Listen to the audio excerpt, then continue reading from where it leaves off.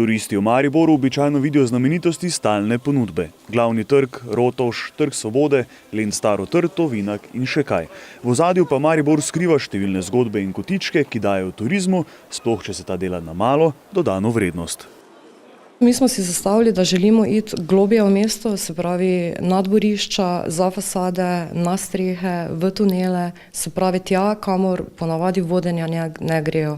In predstaviti pač Maribor, neke kotičke, ki so nam blizu in ki sicer niso predstavljeni obiskovalcem mesta, ki pridejo v Maribor. Se pravi, ravno odkrivamo te skrite kotičke skupaj s prebivalci. Na področju turizma v Mariboru deluje več organizacij, ki so pri festivalu sprehodov stopile skupaj in organizirale 3-dnevno dogajanje v slovenščini, angleščini in nemščini. V Mariboru je pač to do zdaj bil en velik problem združiti te ljudi in jih povezati, ampak mislim, da nam je ravno s tem sprehodom uspelo. Tudi zaradi tega smo ful zadovoljni, ker Maribor pa je malo mesto in brez veze je, da delamo vsak nekaj po svoji strani, moramo se povezati in pač graditi na tej turistični ponudbi skupaj. V mestu, ki je obdano z vinorodnim gričevjem, se vse bolj prebuja tako pivska kultura, kot tudi pivovarski turizem. Ne kot v Münchnu, kjer prirejajo Oktoberfest, ampak veliko bolj nišno. Skupaj z Reisefibrom in pivarno pač pripravili en pivokusni sprehod, kot smo ga poimenovali, in šli bomo na par točk po mestu, kjer so pomembne z zgodovinskega vidika za razvoj pivovarstva. Spoznali bomo nekaj osnovnih stvari o samem pivu, o zgodovini piva, o pozitivnih učinkih te opojne pijače in nekaj bomo tudi poskusili. Pivokusni sprehod je bil med bolj obiskanimi sprehodi. Zgodovina pivovarstva v Mariboru je dolga. Velikih pivovarjev v Mariboru več ni, je pa zato eden večjih festivalov piva v Sloveniji.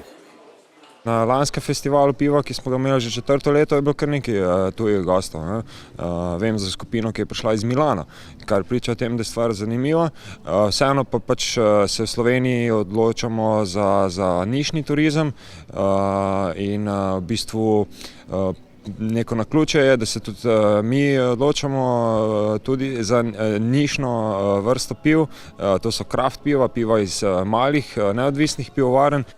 Posamezne sprehode vodijo poznavalci s področji, ki so jim blizu in poznajo širšo zgodbo, o kateri govorijo.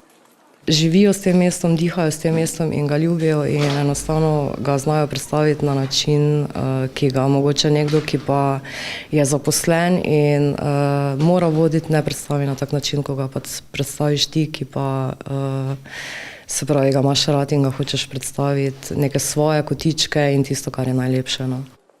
Na programu festivala sprehodov, ki bo trajal še jutri, so se znašli še lov na zaklad, raziskovanje podzemnih rovov v coni Tezno, grafitarski sprehod, Mariborska vinska pot in številni drugi.